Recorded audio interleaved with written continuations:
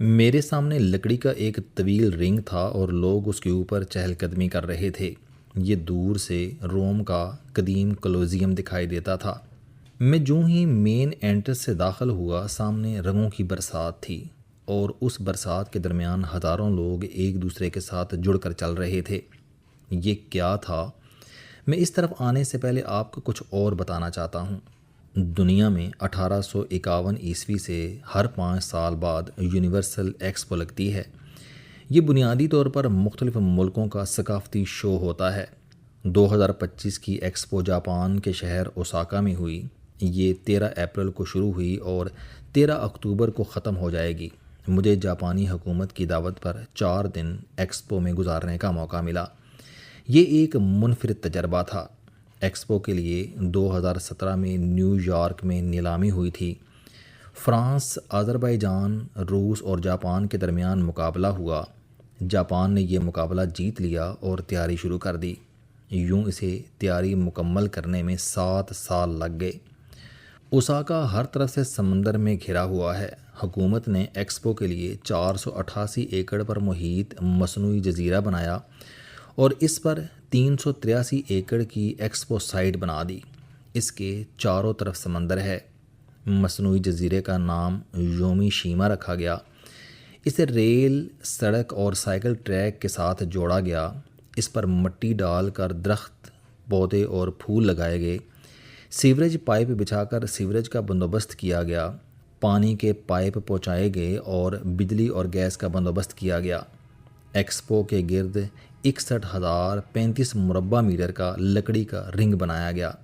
یہ زمین سے 12 سے 20 میٹر اونچا اور 30 میٹر چوڑا ہے۔ اس کے اوپر 2 واک وے ہیں، جبکہ نیچے بارش اور دھوپ میں لوگوں کے بیٹھنے کی جگہ ہے۔ لوگ برقی سیڑھیوں اور لفٹس کے ذریعے رنگ کے اوپر چلے آتے ہیں اور بلندی سے نمائش کا معائنہ کرتے ہیں۔ رنگ جاپانی آرکیٹیکٹ سوفیوجی موٹو نے بنایا اور یہ Guinness book of world record میں شامل ہو گیا۔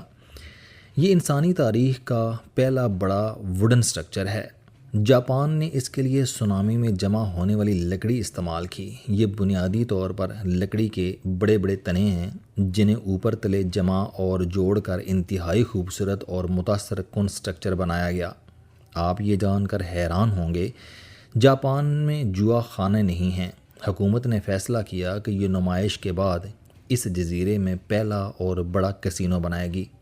نمائش کا title future society for our lives ہے اور اسے دیکھنے کے لیے روزانہ 2.5 لاکھ لوگ آتے ہیں۔ ان لوگوں کے لیے اسپیشل ٹرین، شٹل بسیں اور ٹیکسیاں چلتی ہیں۔ ایئرپورٹ سے بھی ایکسپو کے لیے خصوصی بسوں کا بندوبست کیا گیا۔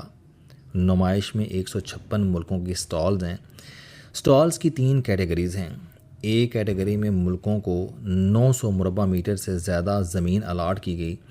بی کیٹیگری میں 300 میٹر سے زیادہ زمین دی گئی، جبکہ سی کیٹیگری میں 100 میٹر سے کم جگہ ہے اور یہ ہالز کے اندر ہے۔ میں 3 اکتوبر کو ایکسپو پہنچا۔ ووڈن رنگ نے دور سے میری توجہ کھینچ لی، لیکن میں بدقسمتی سے پہلے دن بارش کی وجہ سے اس پر واک نہیں کر سکا۔ یہ نیک کام میں نے دوسرے دن کیا اور جی بھر کر کیا۔ ہم رومانیہ کے پویلین کے سامنے سے اندر داخل ہوئے۔ سامنے مین سٹریٹ تھی اور پیچھے ووڈن رنگ کی برقی سیڑھیاں۔ میں سب سے پہلے پاکستان پویلین دیکھنے گیا۔ جاپان میں مشہور پاکستانی صحافی عرفان صدیقی میرے ساتھ تھے۔ یہ بہت شاندار انسان اور با اثر صحافی ہیں۔ صحافت کے ساتھ ساتھ اپنا کاروبار بھی کرتے ہیں اور خاصے خوشحال ہیں۔ جاپان کو اچھی طرح سمجھتے ہیں۔ میرا حکومت کو مشورہ ہے کہ یہ انہیں جاپان میں خصوصی نمائندہ یا کمرشل کونسلر بنا دے۔ یہ پاکستان اور جاپان کے درمیان کاروباری تعلقات میں اضافہ کر دیں گے۔ پاکستانی پویلین ہال میں ہے۔ جگہ بہت تنگ ہے، لیکن اس کے باوجود وہاں بہت رش تھا۔ لوگ اندر داخلے کے لیے لائن میں لگے تھے۔ اس کی وجہ پویلین کا تھیم اور ڈیکوریشن ہے۔ پویلین کا نام ہیلنگ گارڈن ہے اور اسے ملک کی مشہور انٹیریئر ڈیکوریٹر نور جہاں بلگرامی نے ڈیزائن کیا۔ ڈیزائن حقیقتاً حیران کن اور پرکشش ہے۔ اندر کھیوڑا کان کے مختلف رنگ کے نمک کے پتھر سٹیل کی بارز پر باربیکیو کی طرح پروئے ہوئے ہیں۔ ان پر جب روشنی پڑتی ہے تو یہ ہیرے کی طرح چمکنے لگتے ہیں۔ درمیان میں چھوٹی سی سٹنگ سپیس ہے، لوگ اس پر بیٹھ کر تصویریں بنا رہے تھے، جبکہ دیوار سے نمک کا دھواں نکلتا تھا اور یہ فضا کو بادل بنا دیتا تھا۔ دیواریں سیاہ تھیں اور ان پر سفید حروف میں نمک کی تاریخ لکھی تھی۔ لوگ اندر داخل ہوتے تھے، تاریخ پڑھتے تھے، نمک کی چٹانوں کے درمیان بیٹھتے تھے، تصویریں بنواتے تھے اور طواف کر کے نکل جاتے تھے۔ ساتھ ہی پاکستانی ہینڈی کرافٹ کا سٹال تھا۔ اس میں ملتان کی نیلی ٹائلز، گجرات کی مٹی کے کاغذی پیالے، پشاور کے تانبے کے برتن، کشمیر کی شالیں اور چترال کی کیلیگرافی کے پتھریلے نمونے تھے۔ لوگ انہیں بھی حیرت سے دیکھ رہے تھے۔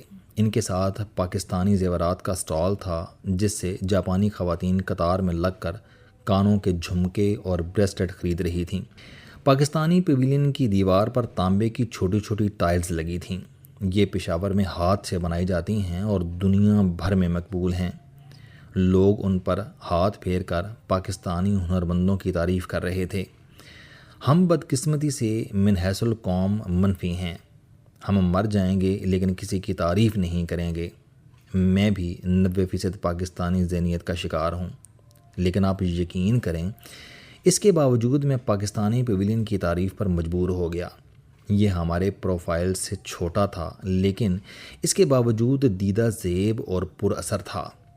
بڑے بڑے ملکوں کے وزراء اور سفیر پاکستانی پیویلین کی تعریف کر رہے تھے۔ اس کا سارا کریڈٹ نور جہاں بلگرامی اور ٹی ڈی اے پی کے ڈی جی نصیر صاحب کو جاتا ہے۔ بلگرامی اور نصیر صاحب نے واقعی نمک میں جان ڈال دی۔ مجھے وہاں جا کر پہلی مرتبہ معلوم ہوا کہ کھیوڑا کی کان سے سفید، پنک، ڈارک پنک اور براؤن رنگ کا نمک نکلتا ہے، اور اس پر اگر ذرا سی پالش کر دی جائے تو یہ ہیرے اور گرینائٹ کی طرح چمکتا اور دمکتا ہے۔ پاکستانی پیویلین پر میری 3 لوگوں سے ملاقات ہوئی۔ محمد نصیر گریڈ 21 کے آفیسر ہیں اور ٹریڈ ڈیولپمنٹ اتھارٹی پاکستان کے ڈی جی ہیں۔ یہ بہت نفیس اور متحرک آفیسر ہیں۔ انہوں نے بہت کم وقت میں دائیں بائیں تمام پیویلینز کی اتھارٹیز کے ساتھ تعلقات بنا لیے ہیں۔ یہ مجھے ساتھ لے کر سعودی عرب اور بنگلہ دیش کے پیویلین پر گئے۔ سعودی عرب کے جاپان میں سفیر نے باہر آ کر ہمارا استقبال کیا، جبکہ بنگلہ دیش کے ڈی جی بڑی دیر تک ہمارے ساتھ بیٹھے رہے۔ یہ باریش ہیں اور تبلیغی جماعت سے تعلق رکھتے ہیں۔ رائے ونڈ آنا چاہتے ہیں، لیکن سرکاری مصروفیات کی وجہ سے وقت نہیں مل رہا۔ دوسرا، ان کے کلاس فیلوز فوج میں بھرتی ہو گئے اور وہ اس وقت میجر جنرل ہیں۔ انہیں فوج میں نہ جانے کا قلق تھا۔ میں نے انہیں مشورہ دیا کہ آپ اپنا نام بدل کر جنرل رکھ لیں۔ آپ کو پورا بنگلہ دیش مرنے کے بعد بھی جنرل کہے گا۔ وہ یہ سن کر دیر تک ہنستے رہے۔ نصیر صاحب نے ان سب کو دوست بنا لیا ہے۔ میں نے انہیں شاندار پیویلین پر مبارکباد پیش کی۔ انہوں نے عاجزی سے ہاتھ جوڑ کر اپنا کریڈٹ بھی نور جہاں بلگرامی کو دے دیا۔ دوسرے صاحب عادل مختار چودھری ہیں۔ یہ نصیر صاحب کے جونیئر ہیں۔ کامرس منسٹری سے تعلق ہے، اوکاڑا کے رہنے والے ہیں اور CSS کر کے سروس جوائن کر لی۔ ای کامرس اور ڈیجیٹل مارکیٹنگ کے ایکسپرٹ ہیں۔ یہ بھی بے انتہا متحرک ہیں۔ اور تیسرے صاحب سید سجاد شاہ ہیں۔ یہ ٹورزم کے بزنس سے منسلک ہیں۔ ان کی کمپنی جاپان اور پاکستان میں کام کرتی ہے۔ ان کے پاس گراؤنڈ سروسز کا ٹھیکہ تھا۔ یہ بہت دلچسپ انسان ہیں۔ دنیا دیکھ رکھی ہے۔ طالب علمی کے زمانے میں جاپان آئے، یہاں شادی کی اور سیاحت کا بزنس شروع کر دیا۔ یہ دلچسپ کمپنی ہیں، بور نہیں ہونے دیتے۔ پاکستان نے PR کا ٹھیکہ کراچی کی کسی کمپنی کو دیا، لیکن یہ اپنا ٹھیکہ کسی بھارتی کمپنی کے حوالے کر کے غائب ہو گئی اور اس نے یہ ٹھیکہ آگے قزاقستان کی ایک خاتون کو دے دیا۔ میری اس سے بھی ملاقات ہوئی، لیکن اس بیچاری کے پاس کیمرہ اور پراپر مائک تک نہیں تھا۔ وہ موبائل فون سے ریکارڈنگ کر رہی تھی۔ مجھے شاہ صاحب نے بتایا کہ یہ خاتون پاکستان کو $500,000 میں پڑی۔ یہ انتہائی افسوسناک تھا۔ اس سے زیادہ کوریج عرفان صدیقی نے پاکستانی پیویلین کی فری کر دی تھی۔ میرا خیال ہے کہ کراچی کی کمپنی سے آدھی رقم واپس لے کر عرفان صدیقی کو دے دینی چاہیے۔ یہ اس سے زیادہ حقدار ہیں۔ ایکسپو کے فوڈ کورٹ میں ایک پاکستانی ریسٹوران بھی تھا۔ اس کے مالک اظہر صاحب ہیں اور یہ لاہور اور سندھ دونوں کے شہری ہیں۔ جوانی میں جاپان آئے اور یہاں ریسٹوران کے کاروبار سے منسلک ہو گئے۔ ان کی بریانی پوری ایکسپو میں مشہور ہے۔